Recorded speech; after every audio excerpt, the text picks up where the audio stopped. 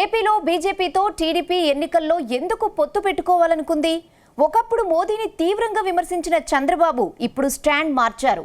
అప్పుడు వద్దనుకున్న పొత్తు ఇప్పుడెందుకు పొడిచిందంటూ అధికార పక్షం ప్రశ్నిస్తోంది. దీనికి చంద్రబాబు క్లారిటీ ఇచ్చారు. పొత్తుకు ఎందుకు వెళ్తున్నామో స్పష్టం చేశారు. ఇంతకీ బీజేపీతో టీడీపీ ఎందుకు పొత్తుకు వెళ్తోంది? Watch the story.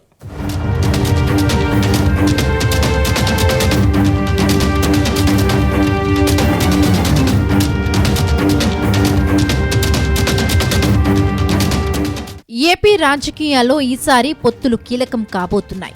2014 ఎన్నికల్లో సీన్ మళ్లీ ఇప్పుడు రిపీట్ అయింది. టీడీపీ, బీజేపీ, జనసేన పొత్తుల్లో ఎన్నికలకు వెళుతున్నాయి.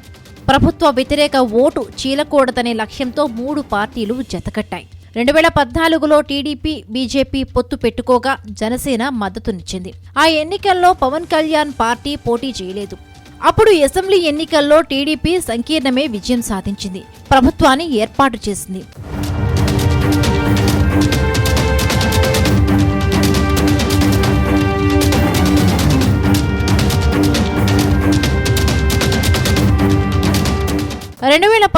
అసెంబ్లీ ఎన్నికల విషయానికి వచ్చేసరికి చంద్రబాబు లెక్క తప్పింది.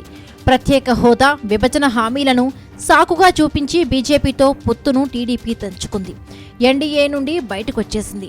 2019 ఎన్నికల్లో కాంగ్రెస్తో కలిసిన చంద్రబాబు పార్టీ ఘోరంగా ఓడిపోయింది. 2024 ఎన్నికల్లో మళ్లీ టీడీపీ, బీజేపీ, జనసేన పొత్తులతో వెళుతూ ఉండడం ఏపీ రాజకీయాల్లో కాక పుట్టిస్తోంది.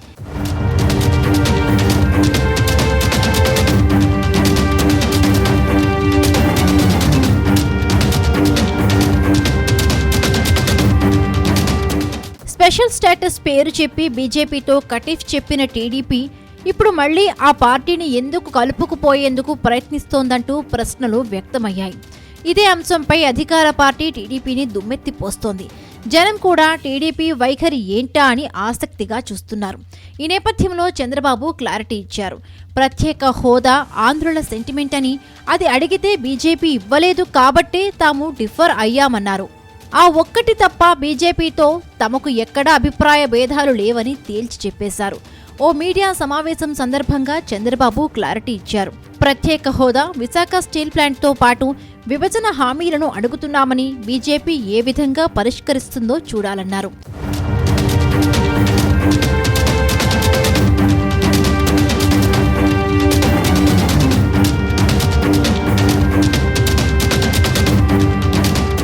రాష్ట్రంలో తాను గెలిచినా కేంద్రం సహకారం లేకపోతే రాష్ట్రానికి లబ్ధి జరగదని తేల్చి చెప్పారు.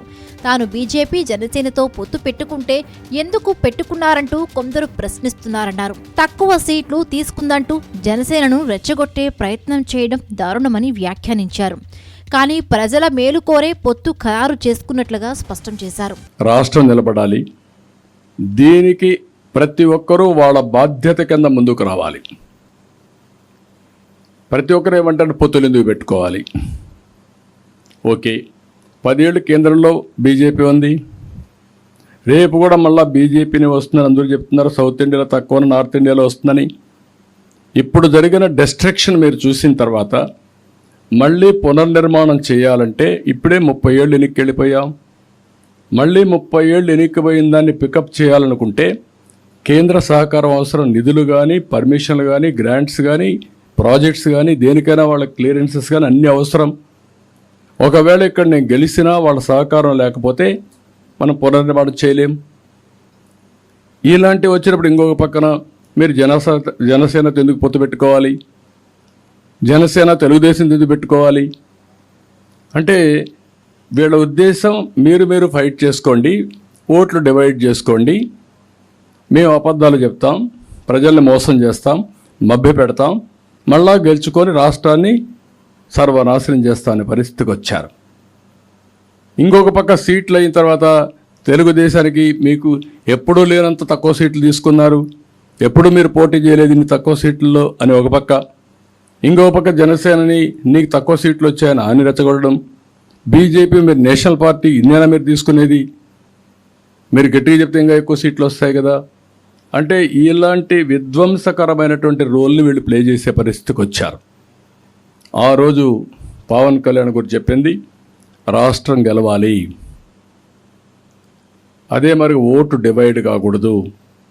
వైఎస్ఆర్ కాంగ్రెస్ పార్టీ విముక్త రాష్ట్రం కోసం మేము పనిచేస్తాం చాలా స్పష్టంగా చెప్పి ఆ మాట నిలబెట్టుకున్నాడు. ఏపీ రాజధాని అమరావతినే అని బీజేపీ కూడా చెబుతోందని చంద్రబాబు అన్నారు. అమరావతి రైతుల కోసం అప్పటి కేంద్ర మంత్రి అరుణ్ జైట్లీ 10 ఏళ్ల పాటు క్యాపిటల్ గెయిన్స్ ఎగ్జంప్షన్ ఇచ్చారని గుర్తు చేశారు. తమ హయాంలో రాష్ట్ర అభివృద్ధి పరిధిలోనే పోలవరం పనులు జరిగాయని, కానీ వైసీపీ వచ్చిన తరువాత చేసిందేమీ లేదన్నారు.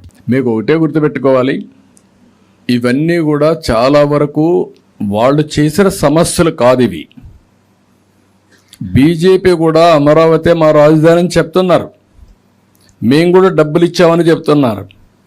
అమరావతిలో ఉండే రైతుల కోసం ఆ రోజు అరుణ్ జైట్లీ ఏదైతే మన క్యాపిటల్ గెయిన్స్ ఎగ్జిబిషన్ ఇచ్చాడు 10 ఏళ్ళు, కాబట్టి వాళ్ళు కూడా రికగ్నైజ్ చేశారు. కానీ ఇక్కడ వచ్చినటువంటి ఒక దుర్మార్గమైన ముఖ్యమంత్రి ఒక సైకో ప్రవర్తనతో నేను 3 రాజధానులు పెడతానంటే ఇంకా కోర్టులో కూడా ఉంది కాబట్టి కేంద్రం కూడా వాళ్ళకు ఉండే పరిధిలో వాళ్ళు ఏం చేయలేకపోయి ఉండొచ్చు.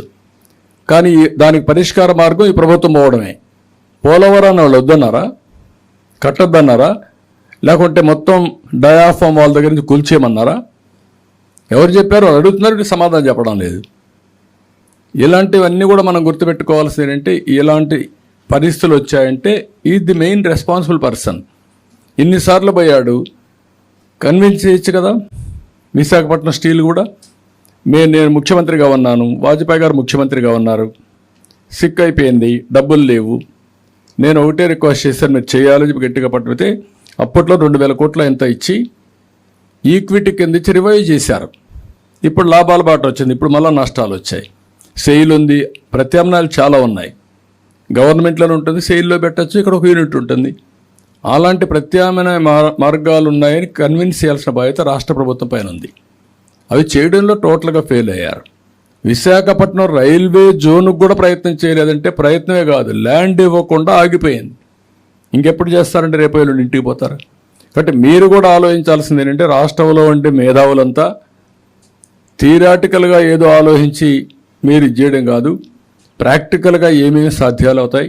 నిజానికి ఓట్ల పరంగా బీజేపీ వల్ల టీడీపీ జనసేనకు పెద్దగా కలిసి వచ్చేది ఏమీ లేదు.